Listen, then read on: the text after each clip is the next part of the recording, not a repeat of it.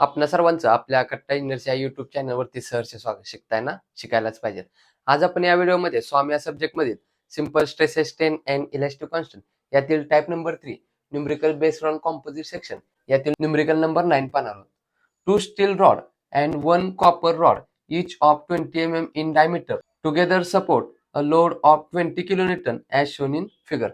म्हणजे या डायग्राम मध्ये काय काय दिलेले आहेत? 2 स्टीलचे रॉड सांगितलेले आहेत. हा एक स्टीलचा रॉड आणि हा एक दुसरा स्टीलचा रॉड, असे 2 स्टीलचे रॉड दिलेले आहेत. अँड 1 कॉपर रॉड आणि एक काय केलेलं आहे, कॉपरचा एक रॉड दिलेला आहे.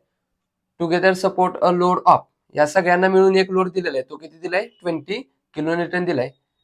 Find the stresses in the rod, या रॉड मधील जे काय स्ट्रेसेस आहेत ते आपल्याला त्यांनी काय करायला सांगितलेले, फाइंड आउट करायला सांगितलेले. त्याचबरोबर Young modulus for steel 210 gigapascal and Young modulus for copper 110 gigapascal आपल्याला त्यांनी काय केलेलं आहे, दिलेलं आहे. या न्यूमेरिकल मध्ये जे काय गिव्हन आहे ते आपण इथं नोट डाऊन करण्याचा प्रयत्न करूया. काय सांगितलं? इच रॉड ऑफ 20 mm, म्हणजे प्रत्येकचा डायमीटर आपल्याला त्यांनी किती दिलेला आहे? 20 mm. डायमीटर साठी आपण काय वापरत असतो? Small D. लोड किती दिलेला आहे? 20 किलोन्यूटन. आपल्याला न्यूटन मध्ये लागतं, परंतु दिलंय किलोन्यूटन. मग किलोन्यूटनचं न्यूटन कसं करत असतो? दिलेल्या व्हॅल्यूला इंटू 10⁻³ केलं काय होतं? किलोन्यूटनचं न्यूटन होतं. त्याचप्रमाणे काय दिलंय आपल्याला? स्ट्रेसेस फाइंड आउट करायला सांगितले आहेत. एक आहे तो स्टील साठी आहे, दुसरा आहे तो कॉपर साठी, म्हणून एस आणि सी फाइंड आउट करायचं आहे. यंग मॉड्युलस फॉर स्टील दिलेला आहे, यंग मॉड्युलस फॉर कॉपर दिलेलं आहे. कॉम्पोजिट सेक्शन या टाइपवरील न्यूमेरिकल सॉल्व्ह करण्यासाठी आपल्याला 2 इक्वेशन लागत असतात. एक असतं ते फोर्सच्या रिलेटेड असतं आणि दुसरं असतं ते चेंज इन लेंथच्या रिलेटेड असतं. मग चेंज इन लेंथच्या रिलेटेड आपण 3 फॉर्म्युले पाहिलेले आहेत. त्यातील जो काही गिव्हन डाटा आहे त्याच्या आधारे आपण काय करत असतो? हे इक्वेशन फॉलो करत असतो. तर जेव्हा आपल्याला मॉड्युलर रेशो एम दिलेला असतो त्यावेळी हे इक्वेशन वापरतो. ज्यावेळी आपल्याला यंग मॉड्युलस दिलेले असतात त्यावेळी आपण हे इक्वेशन वापरत असतो. परंतु एखाद्या कंडिशन मध्ये काय करतात, इक्वल लेंथ न देता डिफरंट लेंथ देतात. अशा वेळी काय करतो आपण? हा जो काय पहिला इक्वेशन आहे तो वापरत असतो. आता बघा, याच्या अगोदरचे 8 न्यूमेरिकल आपण काय केलेले आहेत? इक्वल लेंथ होती, म्हणजे स्टील रॉडची जेवढी लेंथ असेल तेवढीच कॉपरची होती, किंवा कॉन्क्रीटची जेवढी आहे तेवढीच दिलेल्या स्टील ट्यूबची होती. असे काहीतरी न्यूमेरिकल आपण याच्या अगोदरचे पाहिलेले आहेत. त्या सर्व 8 न्यूमेरिकलची जी काय लिंक आहे ते डिस्क्रिप्शन मध्ये ठेवतो, तिथून तो व्हिडिओ तुम्ही पाहू शकता. तर यामध्ये काय केलंय बघा, स्टीलची किती लेंथ दिली आहे त्यांनी आपल्याला? 2 मीटर दिलेलं आहे. आणि जो काही कॉपर आहे त्याची लेंथ किती दिली आहे? 1.5 मीटर. म्हणजे कॉपर आणि स्टीलची लेंथ कशी आहे? डिफरंट आहे. अशा कंडिशन मध्ये आपण काय करत असतो? हे इक्वेशन फॉलो करत असतो. मग आता बघा, चेंज इन लेंथ साठी काय असतं formula? PL divided by AE. परंतु P बाय A म्हणजेच काय असतो? स्ट्रेस असतो. म्हणून आपण असं सुद्धा इक्वेशन लिहू शकतो, stress L divided by E is equals to stress length divided by Young modulus E. P by A म्हणजेच काय असतं? स्ट्रेस असते, म्हणून डायरेक्ट स्ट्रेस लिहिलं, L as it is, Young modulus E as it is. आता आपल्याला 2 metal दिलेत, एक स्टील दिलाय, एक कॉपर दिलाय. आता लेफ्ट साइडला कोणता घ्यायचा, राईट साइडला कोणता घ्यायचा? तर ज्याचा यंग मॉड्युलस किंवा स्ट्रेस जास्त तो काय करायचा? लेफ्ट साइडला घ्यायचा. ज्याचा यंग मॉड्युलस किंवा स्ट्रेस कमी तो काय करायचा? राईट साइडला घ्यायचा. आता बघा, स्टील आणि कॉपर मध्ये यंग मॉड्युलस कशाचा जास्त आहे? 210. स्टीलचा जास्त आहे, तो काय करायचा? लेफ्ट साइडला घ्यायचा. म्हणून स्टील स्टील स्टील. आणि कॉपरचा कसा आहे? स्टील पेक्षा कमी आहे, म्हणून काय करायचं? राईट साइडला घ्यायचं. Copper copper copper. Value put करूया. स्ट्रेस आपल्याला त्यांनी फाइंड आउट करायला सांगितलंय, ऍज इट इज लिहा. लेंथ त्यांनी दिलेली आहे का आपल्याला? तर दिलेले आहे.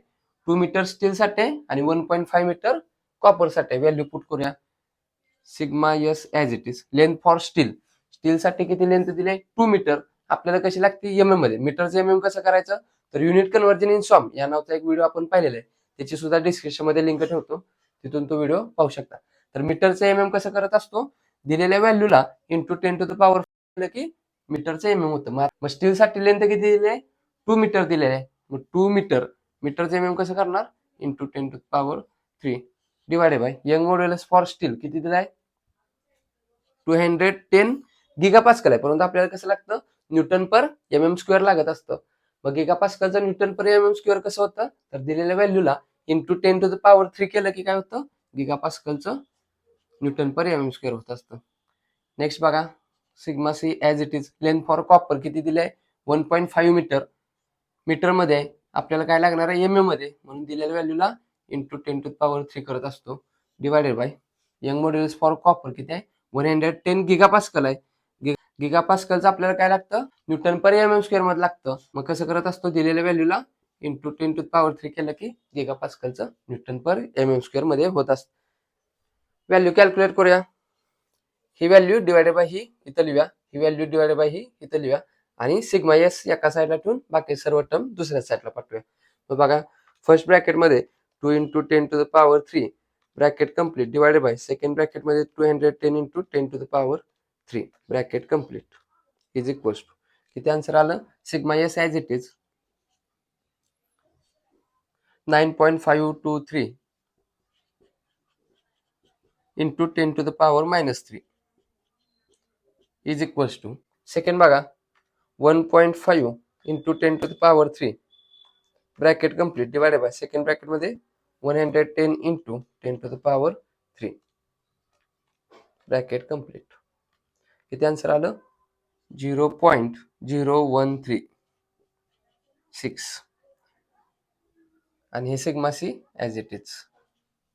काय करूया सिग्मा एस इथं ठेवून बाकी सर्व टर्म तिकडे पाठवूया म्हणजेच काय होणार sigma S is equals to 0.0136 हा काय आहे सिग्मा एस ला इंटू आहे तिकडे गेल्यानंतर काय होणार डिवाइड होणार म्हणजेच काय होणार 9.523 into 10⁻³ sigma C as it is. ही व्हॅल्यू कॅल्क्युलेट करूया sigma S is equals to first ब्रॅकेटमध्ये 0.0136 डिवायडेड बाय सेकंड ब्रॅकेटमध्ये 9.523 into 10⁻³ bracket complete is equals to किती आन्सर आलं 1.428 sigma C as it is. याला इक्वेशन नंबर 1 म्हणूया. आपण दोन इक्वेशन वापरत असतो. पहिले इक्वेशन चेंज इन लेंथ किंवा फोर्स दोघांपैकी जे असेल ते आपण वापरायचं. चेंज इन लेंथचं वापरलं तर एक इझी इक्वेशन मिळून जातं. फोर्स साठी जरा लेंथी इक्वेशन असतं म्हणून काय करायचं पहिल्यांदा चेंज इन लेंथचं इक्वेशन वापरायचं आणि सेकंड नंबरला टोटल फोर्स पीचं इक्वेशन वापरायचं. मग आपण काय केलं तर पहिल्यांदा चेंज इन लेंथचं इक्वेशन वापरलं. आता काय करूया फोर्स पीचं इक्वेशन वापरूया. टोटल पी कसं असणार आहे स्टीलवरील फोर्स प्लस कॉपरवरील फोर्स. पी म्हणजेच काय असतं स्ट्रेस म्हणजे पी बाय ए. आपल्याला हा पी हवाय तर काय करू हे जे डिवाइड ए आहे इकडे आल्यानंतर काय होणार इंटू होणार म्हणजेच P is equals to stress into area म्हणजे P is equals to stress into area. हा पी म्हणजेच स्ट्रेस इंटू एरिया. हा स्टील साठी म्हणून एस एस हा कॉपर साठी म्हणून सी सी.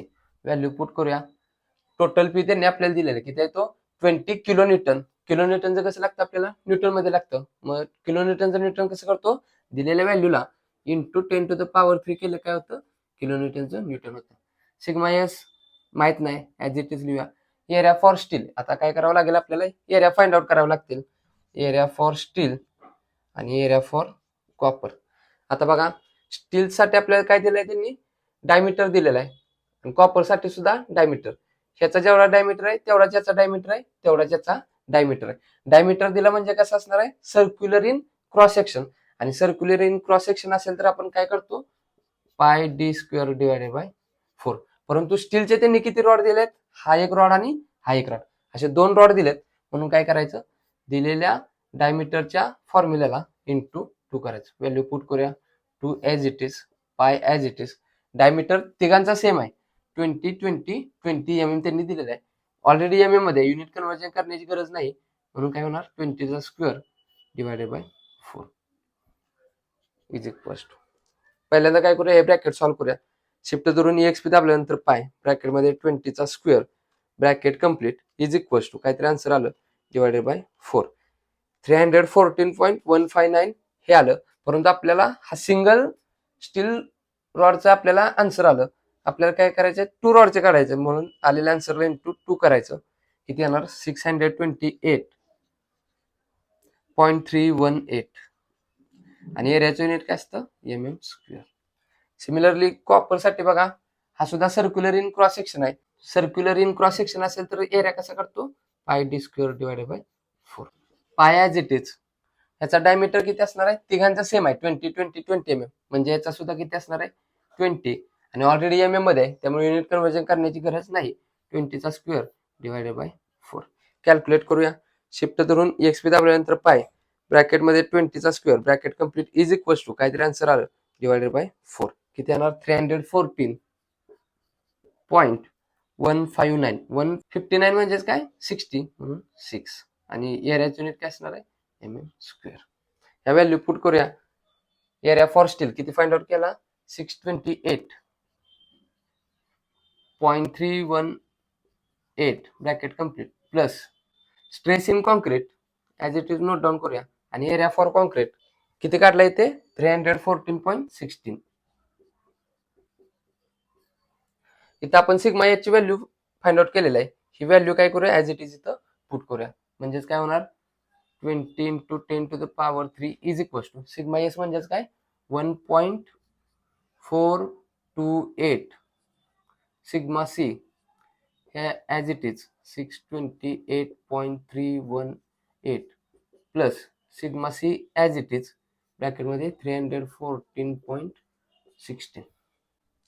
यात सुद्धा सिग्मा सी आहे यात सुद्धा सिग्मा सी आहे. दोघातून काय करूया सिग्मा सी कॉमन करूया म्हणजेच काय होणार बघा 20 into 10 to the power 3 as it is equals to हे सिग्मा सी कॉमन काढूया म्हणजे राहिलं काय आतमध्ये हे इंटू हे लिहूया 1.428 into 628.318 bracket complete plus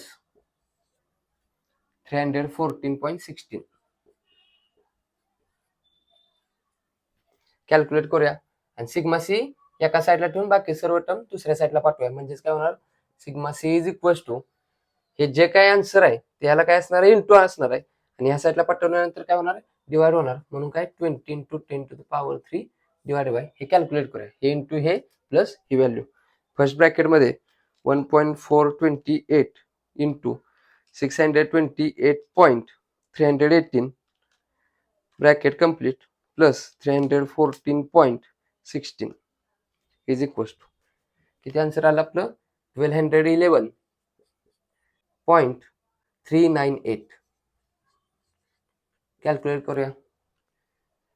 first ब्रॅकेटमध्ये 20 into 10 to the power 3 bracket complete divided by second ब्रॅकेटमध्ये 1211.398 bracket complete is equal to answer किती आला आपलं 16.5. कशाचं आन्सर फाइंड आउट केलं स्ट्रेसचं युनिट काय असतं न्यूटन पर mm स्क्वेअर. इथं कॉन्क्रीटचा आन्सर फाइंड आउट केला. आता काय करूया स्टीलचं फाइंड आउट करूया. स्टीलसाठी इक्वेशन काय आहे sigma S is equal to 1.428 into sigma c. Sigma c ची व्हॅल्यू इथं फाइंड आउट केली ते आता काय करूया आपण पुट करूया म्हणजेच काय होणार 1.428 इंटू 16.5 म्हणजेच फायनल आन्सर किती येणार 1.428 इंटू 16.5 किती आलं 23.562. स्ट्रेसचं युनिट काय असणार आहे न्यूटन पर mm स्क्वेअर. यापूर्वी आपण जे काही न्यूमरिकल पाहिलेले त्यामध्ये काय होतं सर्वांची लेंथ ही सेम होती त्यामुळे आपण काय करायचो हे किंवा हे इक्वेशन जर मॉड्युलर रेशो m दिला असेल तर हे इक्वेशन वापरायचो डिफरंट यंग मॉड्युलस दिले असतील तर हे इक्वेशन वापरायचो. या दोन्हीपैकी एक वापरत होतो परंतु या इक्वेशन मध्ये काय केलंय कॉपरची लेंथ कमी दिली आहे आणि जे काही स्टील रॉड आहेत त्यांची लेंथ जास्त दिली आहे म्हणजेच काय केलेलं आहे डिफरंट लेंथचे न्यूमरिकल आपल्याला टिपिकल न्यूमरिकल आपण इथं कव्हर करण्याचा प्रयत्न केलेला आहे. तर त्यामुळे काय केलं आपण हे इक्वेशन वापरलं आणि यातलं P/A म्हणजेच काय असतं स्ट्रेस म्हणून डायरेक्ट आपण इथं काय केलं स्ट्रेस अप्लाय केले. बाकीचे ऍडिटिव्ह व्हॅल्यू काय केलं व्हॅल्यू पुट करून स्ट्रेस इन कॉपर रॉड आणि स्ट्रेस इन स्टील रॉड काय केलं आपण फायनल आन्सर फाइंड आउट केलेलं आहे. तर हा व्हिडिओ आवडला असेल तर नक्की या व्हिडिओला लाईक करा. या गोष्टी जास्तीत जास्त आपल्या मित्रांपर्यंत शेअर करत चला जेणेकरून आपल्यासोबत आपल्या मित्रांचाही चांगला फायदा होईल.